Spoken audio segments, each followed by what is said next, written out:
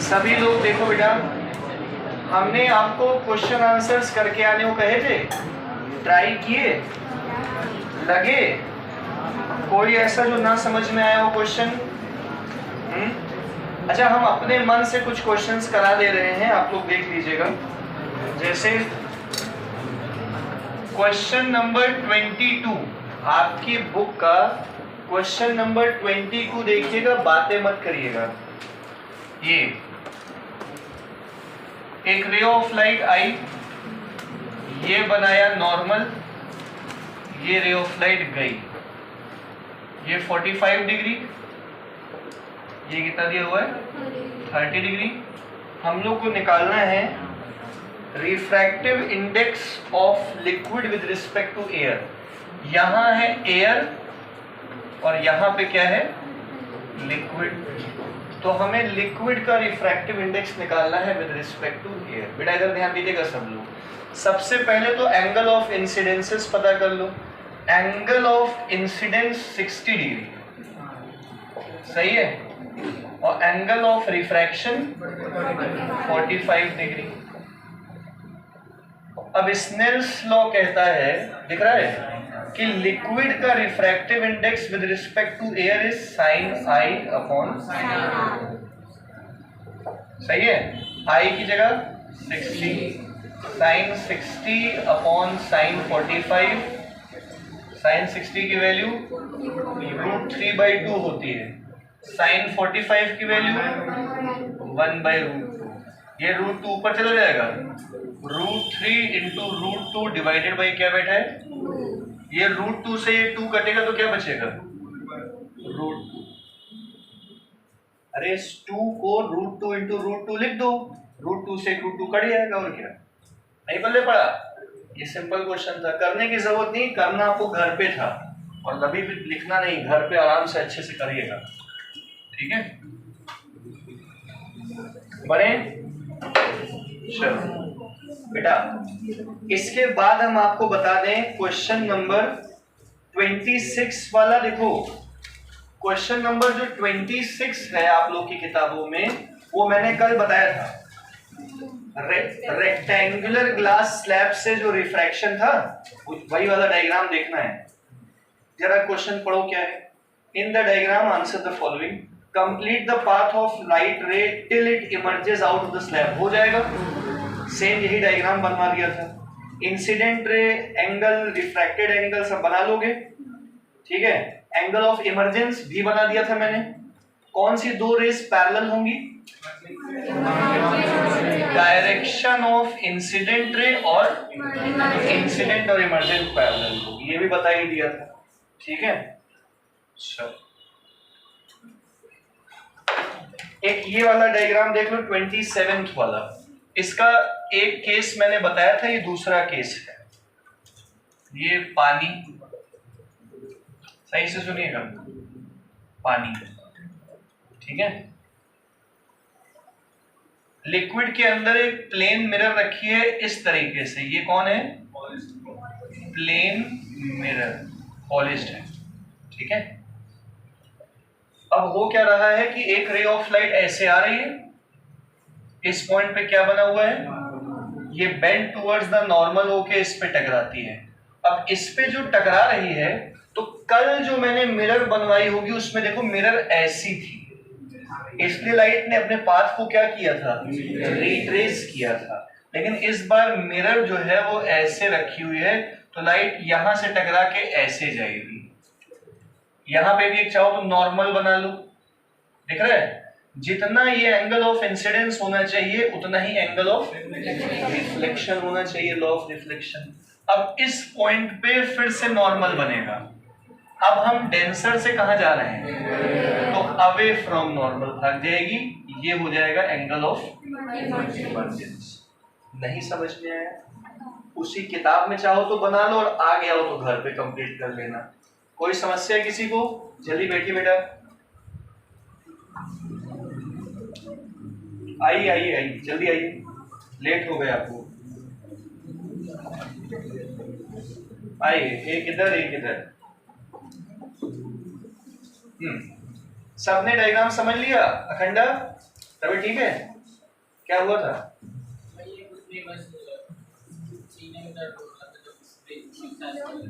अच्छा अभी आराम है, शांत, सीने में दर्द, कोई बात नहीं, अब ठीक है ना?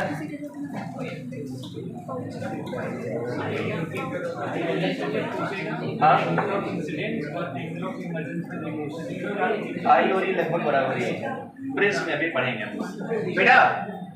न्यूमेरिकल्स करना है, चलो 4-5 न्यूमेरिकल हैं, जल्दी जल्दी देख लो, अगला टॉपिक शुरू करेंगे। हाँ बातें नहीं है। पहला, the speed of light in air is 3 × 10 की power 8। Speed of light air में कितनी है? 3 × 10 की पावर 8 मीटर पर second. What is the speed of light in glass में क्या होगी स्पीड अगर ग्लास का रिफ्रैक्टिव इंडेक्स दिया हुआ है एयर के रिस्पेक्ट में 1.5? आसान सवाल है, ठीक है। रिफ्रैक्टिव इंडेक्स का क्या फॉर्मूला होता है? Speed of light in air और vacuum to the speed of light in that medium to glass. तो इसकी जगह क्या लिखा? इसकी जगह 3 × 10 की पावर 8 अपॉन v ग्लास निकालना है। देख रहे हो ना? तो ग्लास में स्पीड निकालने के लिए 3 × 10 की पावर 8 को किससे डिवाइड कर दिया? ये आ गया 2 × 10 की पावर 8। आ गया होगा समझ में? सिंपल है। सेकंड क्वेश्चन देखो, आदित्य बाबू समझ गए? घर पे पढ़ाई किए थे? किसकी? मेरी वीडियो देख रहे? अरे मतलब पढ़ाई किए थे? ठीक, कम से कम बेटा 8 घंटे पढ़ाई करो आप लोग। थोड़ी सी कर लिए भाई। हम ये कह रहे हैं कि इस, अच्छा आप में से कितने लोग हो जिनको 90% अबव चाहिए? 90% अबव चाहिए, मतलब जिन्होंने हाथ नहीं उठाया है उनको 90 नहीं चाहिए। जैसे अंशिका हो गई, आयशा हो गई, इनको 90 नहीं चाहिए, कम से कम चल जाएगा 50-60 से, ठीक है भाई। सब बाकी सबके हाथ उठे दिख ही रहे, मतलब बहुत लालची हो आप लोग, ठीक है। पढ़ते तो हो नहीं और चाहिए 90 एंड अबव। अमन भैया कितने दिन बाद कोचिंग आ रहे हो? आज 2 दिन बाद। और चाहिए कितने नंबर? 90%। भैया 2 दिन और उसके बाद एक पहले एक दिन आया तो फिर पहले। हाँ तो आते हैं नहीं और चाहिए नंबर इनको। अच्छा शांत, चलो मतलब मैं ये कह रहा हूँ कि अगर आप लोग को 90% एंड अबव या जिनको 98, 99 लाना है सारा, तो बेटा आप लोग उस हिसाब से पढ़ो भी। तो साल भर उतनी ही मेहनत करनी है। एक दिन का जोश नहीं था जो हमने मैसेज डाल दिया तो पढ़ने बैठ गए तुम लोग। एक दिन के जोश से कुछ नहीं होने वाला है, और रेगुलर उतनी ही पढ़ाई कीजिए आप लोग। समझ आ रहा है? और चाहिए तो रोज मोटिवेशन लीजिए, हैं? चलो ये हो गया सेकंड। ये देखो बातें चालू कर दिए गधे कहीं के, सबके सब मूर्ख कहीं के। इधर देखो, the speed of light in diamond is 125,000 kilometre per second. Speed of light diamond में दी है 125,000 किलोमीटर पर सेकेंड। तो इसको जरा 1000 से मल्टीप्लाई कर दो, 1 2 3, तो मीटर पर सेकेंड आ जाएगा। 1000 से मल्टीप्लाई कर दिया। अब 1 मिनट के लिए देखना है इसको बोर्ड पे। इसको हम लिख दें 1.25। अब पॉइंट यहाँ लगाया है ना यहाँ पे, तो इसके बाद कितने हैं? 1 2 3 4 5 6 7 8 9 9 हो गया। 1 0 ज्यादा लग गया, 8 इंटू 10 की पावर मीटर पर सेकेंड। आया समझ में? पॉइंट के बाद 8 नंबर हो गए। अब क्वेश्चन कह रहा है स्पीड ऑफ लाइट एयर में कितनी है? 3 × 10 की पावर 8 मीटर पर सेकेंड। तो बताना है डायमंड का refractive index with respect to air. हो जाएगा C बाई, तो 3 × 10 की पावर 8 अपॉन डायमंड में स्पीड कितनी है? 1.25 × 10 की पावर, ये कट गया। 3 को 1.25 से डिवाइड कराओ, कितना आएगा? 2.4 रिफ्रैक्टिव इंडेक्स। आ गया होगा समझ में? वैष्णवी आया बेटा? क्वेश्चन नंबर 3 देखिए, ये सवाल जो है अमन भैया बताएंगे। Aman, the refractive index of water with respect to air, refractive index of water with respect to air दिया हुआ है 4/3। तो अमन भैया बताइए refractive index of air with respect to water क्या होगा?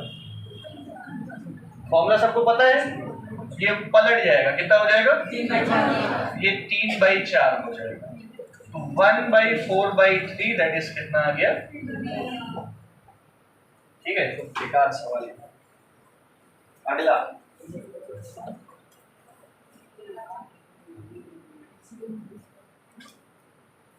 Question number 4,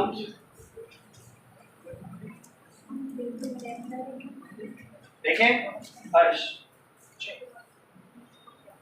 the speed of light of wavelength 6600 angstrom suffers a refraction from air to glass. बेटा देखिएगा जब, ये समझ आ गया? एक लाइट जो है वो एयर से कहां जा रही है? ग्लास में जा रही है, एयर से। और इस लाइट की वेवलेंथ जो थी वो एयर में थी 6600 एंगस्ट्रॉम, एयर में 6600 एंगस्ट्रॉम वेवलेंथ थी। तो बताइए कि ग्लास में वेवलेंथ क्या होगी? ग्लास में वेवलेंथ क्या होगी अगर ग्लास का रिफ्रैक्टिव इंडेक्स कितना है? 3/2। सही है। तो कल एक टॉपिक पढ़ाया होगा अनुष्का बेटा, relation between wavelength in one medium and second medium, बताया था? देखो उधर, इस मीडियम की वेवलेंथ और इस मीडियम की वेवलेंथ का जो रेशियो होता है वो रिफ्रैक्टिव इंडेक्स के ही बराबर होता है, बताया था। तो यहां से लैम्डा की जगह क्या लिखा? 6600 अपॉन ये निकालना है, और एन कितना दिया हुआ है? क्रॉस मल्टीप्लाई करा के किसकी वैल्यू निकाल दोगे? हो गया? एंगस्ट्रॉम में ही आ जाएगी क्योंकि एंगस्ट्रॉम में ही रखा है। चलो हो गया?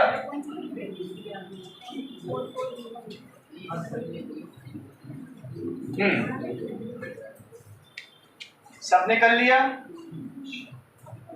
आगे बढ़ते हैं अगले टॉपिक पे। ये पूरा टॉपिक आप सबको क्लियर हो गया ना?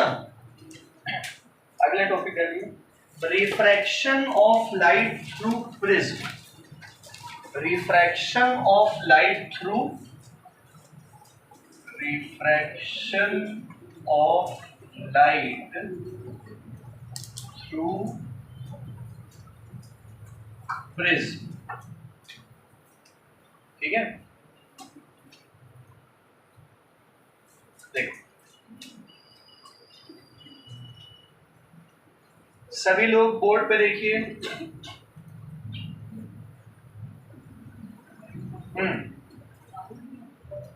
प्रिज्म क्या है देखना बेटा। अगर ये एक प्रिज्म बना रहे हैं,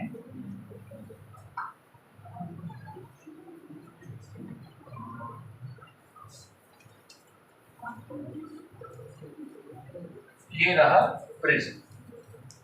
प्रिज्म जो है एक ट्रांसपेरेंट रिफ्रैक्टिंग मीडियम है। बोर्ड पे लिखिए, प्रिज्म क्या है? ट्रांसपेरेंट है और रिफ्रैक्टिंग मीडियम है। रिफ्रैक्टिंग मीडियम का मतलब लाइट इससे होते हुए अंदर से फिर बाहर निकलेगी रिफ्रैक्शन करते हुए।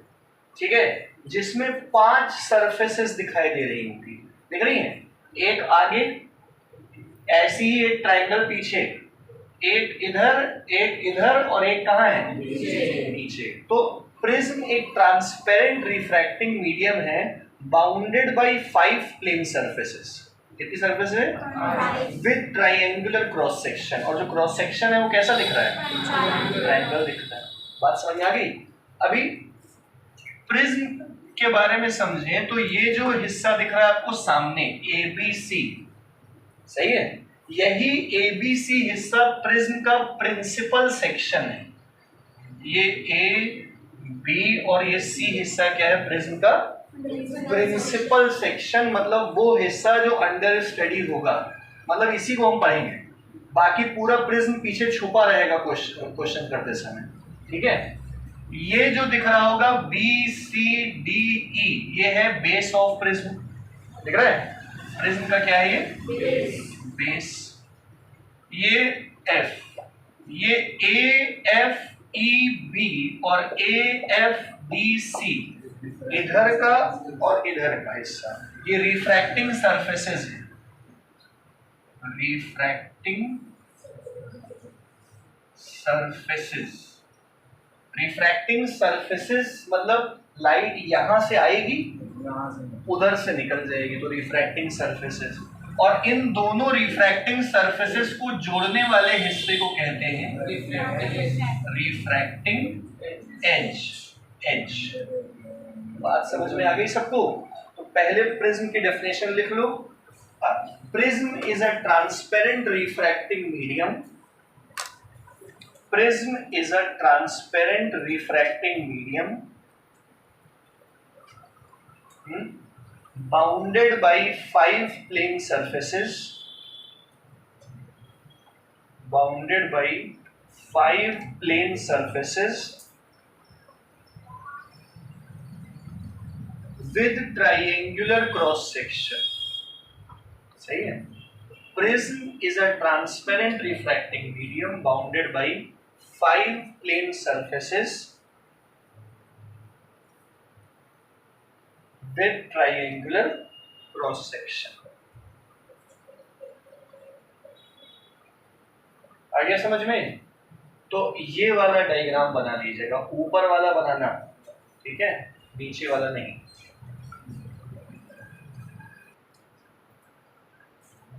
चलो इसके बाद लिखो, ये बनाने के बाद लिखिए रिफ्रैक्शन थ्रू प्रिज्म।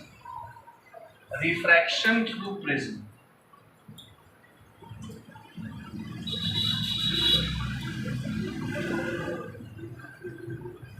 प्रिज्म से होने वाला रिफ्रैक्शन पढ़ते हैं। ये वाला डायग्राम ही इंपॉर्टेंट है, यही मेन चीज है। ABC, ये हो गया प्रिज्म का प्रिंसिपल सेक्शन, पूरा प्रिज्म पीछे छुपा हुआ है, ठीक है तिवारी जी। अब देखो बेटा बोर्ड पे, ये एक रे ऑफ लाइट आती है, सही है बेटा, देख लीजिए पहले, ये एक रे ऑफ लाइट आई, दिख रहा है? इस पॉइंट पे अनुष्का पहले बनाया गया नॉर्मल 90 डिग्री, सरफेस का 90 डिग्री, ये सरफेस है और इसका 90 डिग्री क्या हो गया?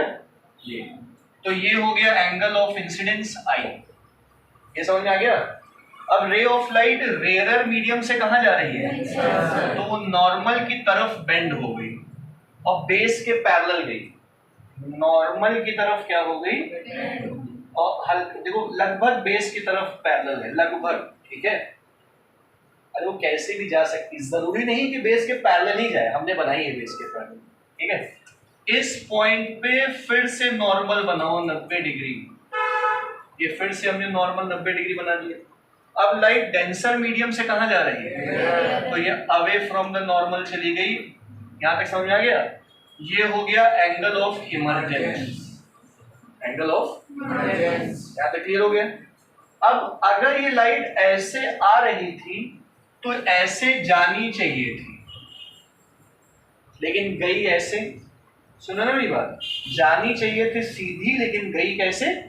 ऐसे, तो इतना उसने डेविएशन किया, ये है एंगल ऑफ डेविएशन, ये पहला एंगल ऑफ डेविएशन। बात समझ में आई? अब इसके बाद देखो, ये लाइट जो है ऐसे इमर्ज आउट हो रही है, मतलब ये ऐसे आनी चाहिए थी, तो ये दूसरा एंगल ऑफ डेविएशन हो गया, del 2। नहीं समझ में आ रहा है? अब इस del 1 और इस del 2 का रिजल्टेंट है ये del, angle of deviation, where del is called angle of deviation, सही है। अब ये एंगल ऑफ डेविएशन क्या चीज कहलाती है? इंसिडेंट रे का जो डायरेक्शन है वो ये है, दिख रहा है बेटा? इंसिडेंट रे का डायरेक्शन क्या है, इमर्जेंट रे का डायरेक्शन क्या है, ये। तो इंसिडेंट रे के डायरेक्शन और इमर्जेंट रे के डायरेक्शन के बीच के एंगल को क्या कहते हैं, angle of deviation. It is the angle between the direction of incident ray and emergent ray produced. नहीं समझ में आया? ये पूरा डायग्राम क्लियर हो गया आप लोग को? अभी इसमें छोटी मोटी चीजें और भी हैं। इधर देखो भाई सब लोग, सारा इधर देखिए बेटा, ये नॉर्मल है, ये इंसिडेंट रे है। इंसिडेंट रे नॉर्मल के साथ एंगल ऑफ इंसिडेंस बनाती है, तो रिफ्रैक्टेड रे नॉर्मल के साथ एंगल ऑफ रिफ्रैक्शन बनाएगी R1, और ये वाला एंगल क्या कहलाता है, R2। क्लियर हो गया सबको? बना पाओगे डायग्राम? एंगल ऑफ प्रिज्म, हाँ, लगे हाथ ये भी कर लो। ये वाला एंगल है एंगल ऑफ प्रिज्म ए। कोई समस्या?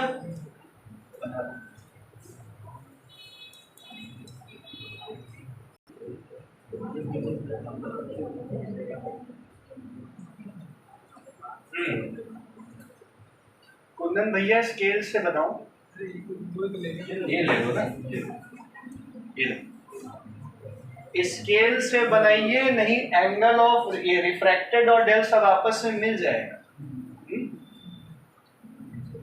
बड़ा प्रिज्म, ये देखो हाथ से बना रहे हैं, मना कर रहे हैं ना बनाओ, हाथ से कलाकारी कर रहे हैं। स्केल से बनाइए, बाद में खुद ही नहीं समझ में आएगा रे कहाँ जा रही है। प्रॉपर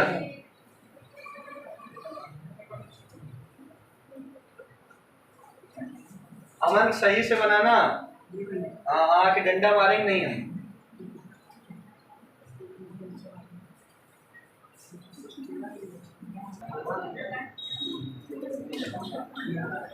आओ देखो, ठीक है, सभी लोग इसकी प्रैक्टिस कीजिएगा। फिलहाल आप लोग को ये प्रिज्म बन गया होगा, डायग्राम बन गया होगा। अब आप लोग लिखिए इसमें इस डेल का फॉर्मूला क्या होता है। सभी लोग बेटा बोर्ड पे देखो, ये जो एंगल ऑफ डेविएशन लिखा है इसकी डेफिनेशन पहले लिखो। Angle of deviation del,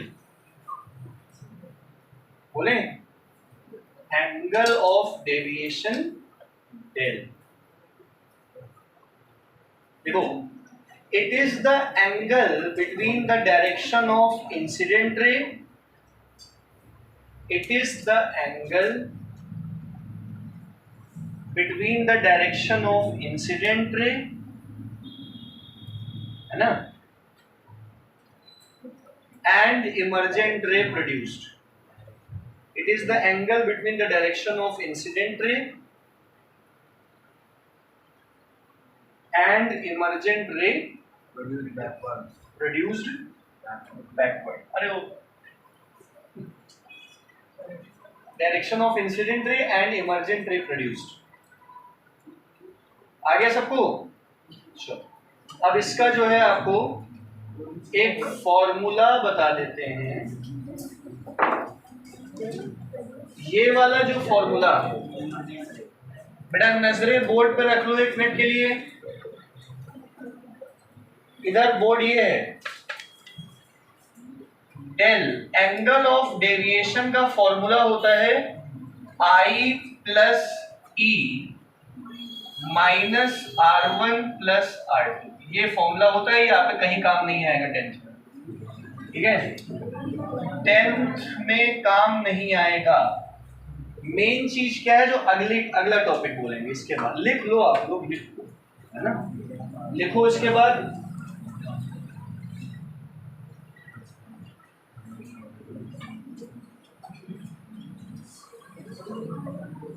numerical में कहीं काम नहीं आएगा। चलो पढ़े, इसके बाद लिखिए factors affecting del. Factors affecting del, angle of deviation किन फैक्टर्स पे डिपेंड करता है? बोले, ये डायग्राम हटा दें।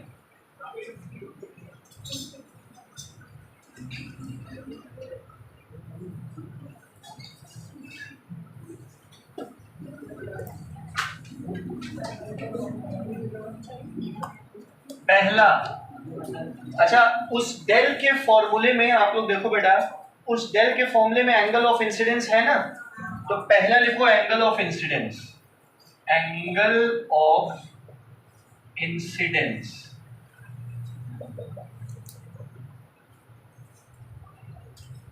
ये फैक्टर याद ही कर लेना एज इट इज, और है भी बहुत काम का। एंगल ऑफ इंसिडेंस पे डेल कैसे डिपेंड करता है ये आप लोग को एक ग्राफ से समझाते हैं। देखो इधर y एक्सिस पे एंगल ऑफ डेविएशन बनाया, x एक्सिस पे एंगल ऑफ इंसिडेंस बनाया, ठीक है। अब होता क्या है बेटा, बोर्ड पे एंगल ऑफ इंसिडेंस के बढ़ने से एंगल ऑफ डेविएशन पहले घटता है, एक मिनिमम वैल्यू तक पहुंचता है जिसको एंगल ऑफ मिनिमम डेविएशन कहते हैं, और फिर बढ़ता है, समझे। और आगे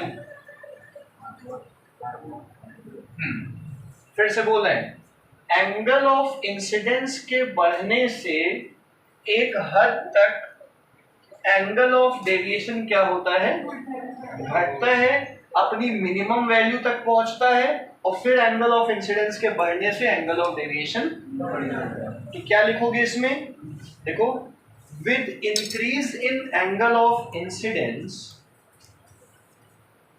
with increase in angle of incidence,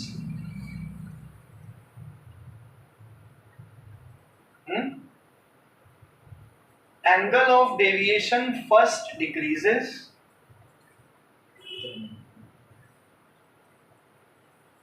ठीक है, first decreases and reaches a minimum value,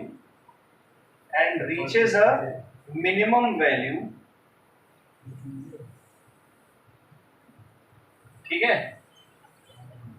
and on further increasing the angle of incidence, अरे रुको, इतना ज्यादा नाटक ना लिखो, angle of deviation first decreases, reaches minimum and then increase, बस इतना लिख दो सीधा, एंड देन इंक्रीजेस,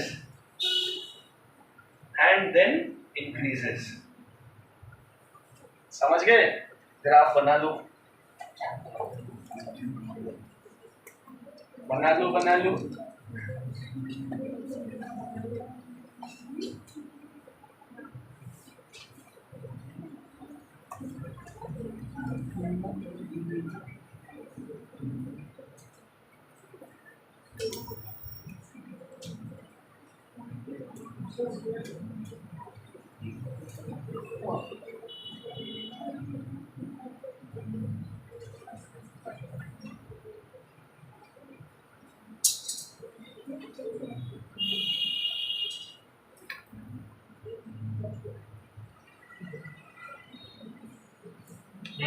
शाबाश, आओ सभी लोग बोर्ड पे देखो, ये बना लिया। अब एंगल ऑफ मिनिमम डेविएशन का फॉर्मूला, ये डेल एम क्या है, एंगल ऑफ मिनिमम डेविएशन,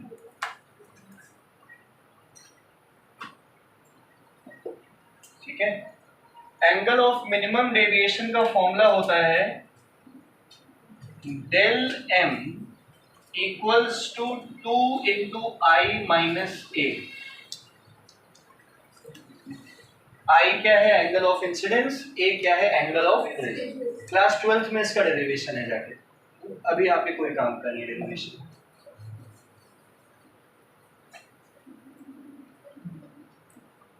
नमन समझ गए।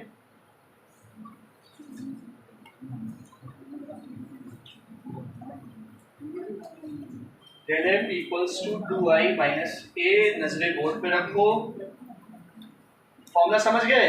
अब यही फॉर्मूला न्यूमेरिकल्स में काम आ जाएगा आपके। लिखो conditions for minimum deviation, conditions इसी के अंदर सब टॉपिक है। पहले फैक्टर एंगल ऑफ इंसिडेंस के अंदर का ही सब टॉपिक है ये, कंडीशंस फॉर मिनिमम डेविएशन, कब कब डेविएशन मिनिमम होएगा। ठीक है, देखो भैया,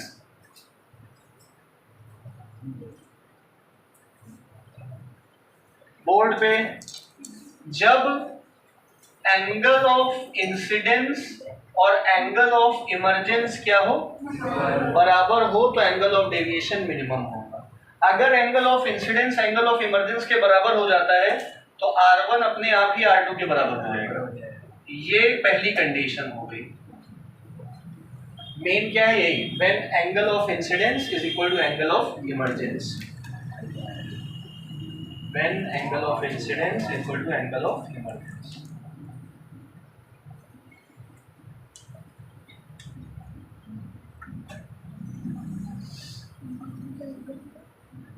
ठीक है,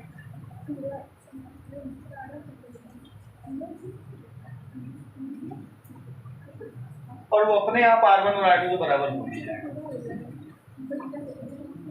दूसरी कंडीशन लिखो।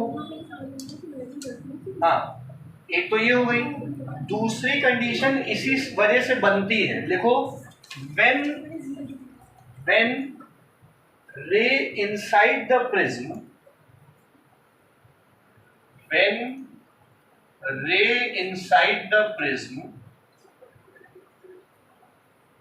travels parallel to the base of prism, when ray inside the prism travels parallel to the base of prism,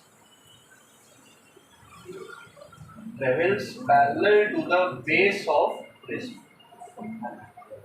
आ गया समझ में, बेस ऑफ प्रिज्म के आ गया। तो ये पहला फैक्टर हो गया एंगल ऑफ इंसिडेंस, मेन यही था। ठीक है, सेकंड लिखो। दूसरा फैक्टर लिखिए angle of deviation, angle of deviation नहीं, सॉरी, दूसरा फैक्टर लिखो angle of prism, angle of prism. ठीक है,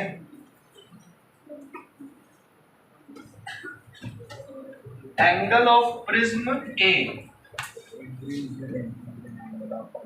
ठीक है, और देखो बेटा, आप लोग को एक चीज बता दें, बेटा समझ आ रहा है?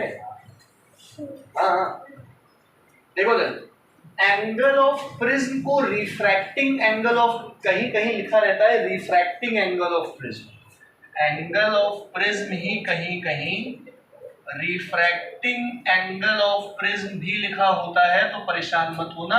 ये नहीं कि रिफ्रैक्टिंग समझ के आर समझ लो इसको, रिफ्रैक्टिंग एंगल ऑफ प्रिज्म पे फोकस करके वो ए ही होगा। समझ गए?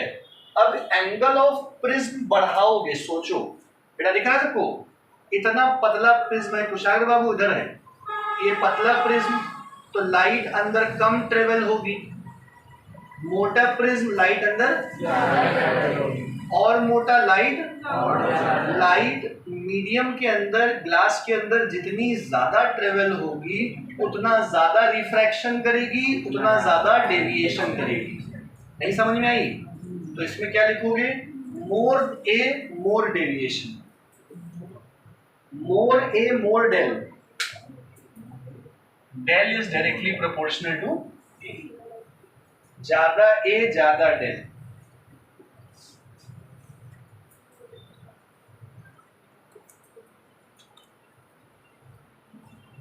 ठीक है, दूसरा फैक्टर हो गया। तीसरा फैक्टर लिखिएगा, ये दूसरा हो गया। तीसरा material of prism, material of prism, material of prism मतलब रिफ्रैक्टिव इंडेक्स, रिफ्रैक्टिव इंडेक्स।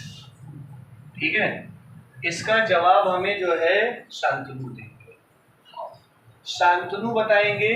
बेटा सुन लो सब लोग, अगर रिफ्रैक्टिव इंडेक्स ज्यादा होगा तो क्या होगा? हाँ, अगर कौन बता सकता है इसका? ठीक है, चलो आप लोगों को तो आता ही होगा। हाँ अनुष्का बेटा, जिससे डेविएशन पे क्या असर पड़ेगा? रिफ्रैक्टिव इंडेक्स के बढ़ने से डेविएशन पे क्या असर पड़ेगा? बढ़ेगी। क्यों? अरे भाई, रिफ्रैक्टिव इंडेक्स बढ़ेगा तो रिफ्रैक्शन ज्यादा होगा। रिफ्रैक्शन ज्यादा मतलब लाइट की बेंडिंग ज्यादा, मतलब डेविएशन ज्यादा। तो रिफ्रैक्टिव इंडेक्स ज्यादा होगा तो डेविएशन ज्यादा होगा ना, सीधी सी बात है। रिफ्रैक्टिव इंडेक्स रिफ्रैक्शन ही तो नापता है, रिफ्रैक्शन ज्यादा डेविएशन ज्यादा। क्यों भैया, समझे? फिर आखिरी बोले, कलर या वेवलेंथ। कलर ऑफ लाइट या ये किसका कैरेक्टरिस्टिक है? वेवलेंथ है। ठीक है, लैम्डा। अब हमको शिवर्ना बताएंगे। हाँ शिवर्ना, शिवर्ना बताइए, अगर वेवलेंथ बढ़ा तो डेविएशन पे क्या असर पड़ेगा? शिवर्ना, घटेगा। करेक्ट। अगर वेवलेंथ बढ़ेगा तो रिफ्रैक्टिव इंडेक्स कम हो जाएगा। वेवलेंथ बढ़ा मतलब रिफ्रैक्टिव इंडेक्स कम, और रिफ्रैक्टिव इंडेक्स कम मतलब डेविएशन, मतलब deviation is inversely proportional to wavelength. Lambda बढ़ेगा, रिफ्रैक्टिव इंडेक्स घट जाएगा, घटेगा तो रिफ्रैक्शन कम होगा, डेविएशन कम हो जाएगा। बहुत बढ़िया, सबको आ गया समझ में? अब हमारा सवाल है, कौन बताएगा? सिद्धि,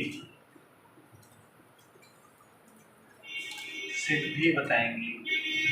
एक सवाल एक सिद्धि, एक सवाल एक सिद्धि है। चलिए पहले छोटी सिद्धि।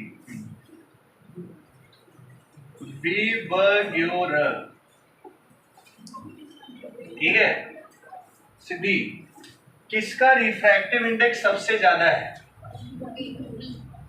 वॉयलेट का रिफ्रैक्टिव इंडेक्स सबसे ज्यादा है। सही है। सिद्धि, डेविएशन कौन सबसे ज्यादा करेगा? बी। डेविएशन सबसे ज्यादा कौन करेगा? अरे वही चीज तो बता रहे थे, और क्या बता रहे थे? ठीक है, सबको क्लियर हो गया? बहुत बढ़िया। अब आपको एक जरूरी बात बता दें, सबसे जरूरी बात तो हम बताना ही भूल गए। आप लोगों ने जो पहले डायग्राम में लाइट इंसिडेंट कराई थी, 1 मिनट के लिए बोर्ड पे देख लो, सुन लेना बेटा, इधर बोर्ड है। ये जो लाइट आके टकराई थी, ये जो बेंड कर गई फिर अवे चली गई, ये मोनोक्रोमैटिक लाइट है। मोनोक्रोमैटिक, सिंगल लाइट बीम, मतलब एक ही कलर है, लाल पीला हरा नीला, कोई भी कलर होगा तो वो क्या रहेगा? एक लाइट होगी। व्हाइट लाइट नहीं होनी चाहिए यहाँ पे।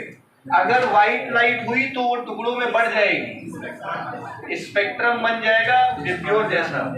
हाँ, मतलब इस वाले पार्ट में हमने मोनोक्रोमैटिक लाइट के बारे में पढ़ा है, सिंगल लाइट बीम के बारे में पढ़ा। आ गया समझ में?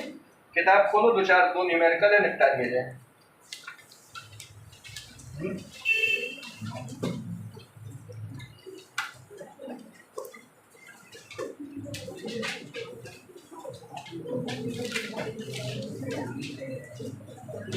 भैया देखो, न्यूमेरिकल देखो, पहला इजी है, पढ़िए सारा, पढ़िए बेटा। A ray of light incident at an angle of 48 degree on the prism. एक रे ऑफ लाइट 48 डिग्री के एंगल पे क्या होती है? इंसिडेंट होती है। अब ये मेन चीज पढ़ो, on a prism of refracting angle 60। Refracting angle 60 का मतलब आर नहीं है 60, एंगल ऑफ प्रिज्म क्या है? हाँ, तो ध्यान देना। अब निकालना है find the angle of minimum deviation del M. Del M का क्या फॉर्मूला बताया था? 2i minus 6। 2 इंटू आई की जगह माइनस 96 माइनस 60 दैट इज कितना आ गया? 36 डिग्री का एंगल ऑफ इंसिडेंस आ गया। समझ गए? सेकंड भी लगे हाथ देख लो खत्म करो इसको। हाँ कुछ नहीं समझ में आया? समझने जैसा कुछ था ही नहीं।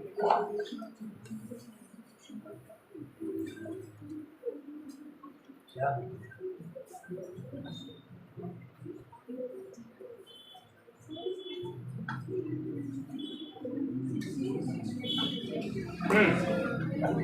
सवाल देखो अगला।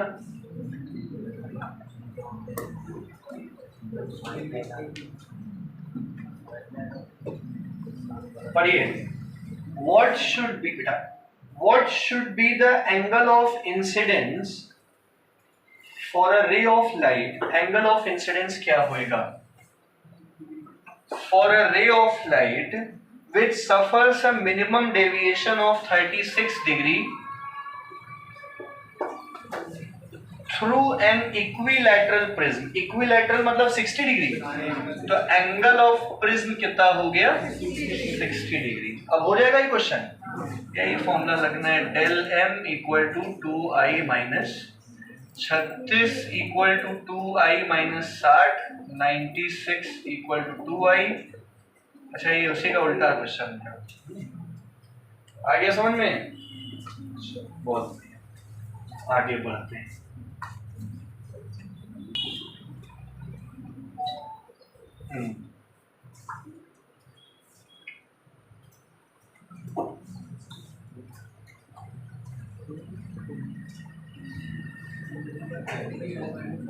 हाँ भैया ध्यान दो।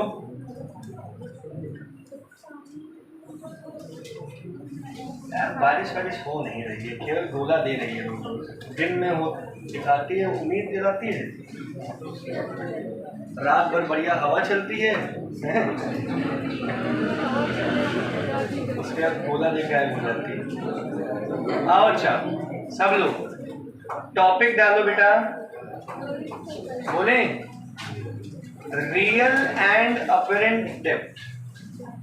टॉपिक डालो रियल एंड अपैरेंट डेप्थ, है ना भैया? स्विमिंग पूल उतना गहरा दिखता नहीं है जितना होता है ना? है ना? हाँ तो मैडम जानती होंगी, करती। चलो स्विमिंग कर लेते हो? जब ऊपर से देखो लगता है उतना गहरा नहीं है, लेकिन जब पैर अंदर जाता है तो जमीन नहीं मिलती उसमें तो घबराहट होने लगती है। हाँ चलो, तो ये सब चीजें जो हैं, ये तारों का टिमटिमाना, ये स्विमिंग पूल का ज्यादा गहरा होना, ये सब किस पे डिपेंड? अपीयर टू बी ज्यादा गहरा होना, एक्चुअली ज्यादा गहरा होना, अपीयर टू बी कम गहरा होना, ये सब किसकी वजह से है? रिफ्रैक्शन की वजह से है। ठीक है, एक बूंद गिरी अभी अभी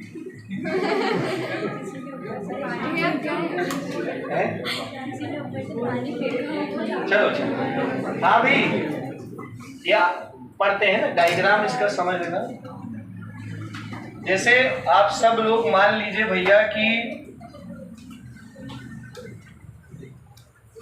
ये कंटेनर सही है, इस कंटेनर के अंदर लिक्विड भर देते हैं, पानी भर दो, पानी भर देते हैं, सही है, ध्यान देना, पानी भर दिया, सही है।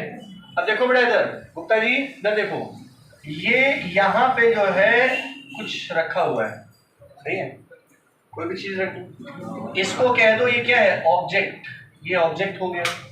अब ये जो पानी है ये डेंसर मीडियम है और ऊपर की हवा क्या है?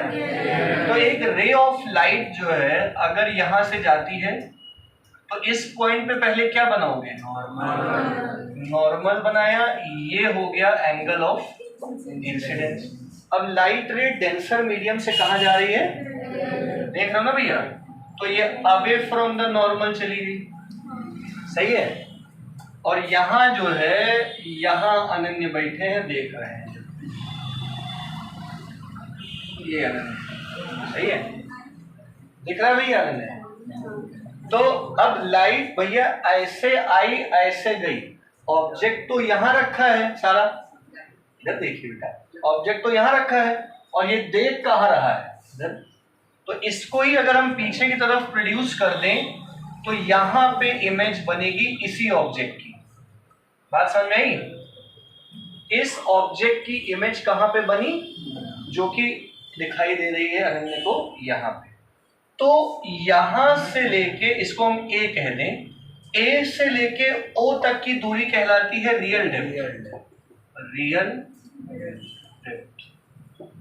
और ए से लेके आई तक की दूरी अपैरेंट डेप्थ, और ये डिपेंड करती है रिफ्रैक्टिव इंडेक्स ऑफ मीडियम। सही है? कैसे डिपेंड करती है, क्या डिपेंड करती है, वो बता रहे हैं पहले डायग्राम बनाने से।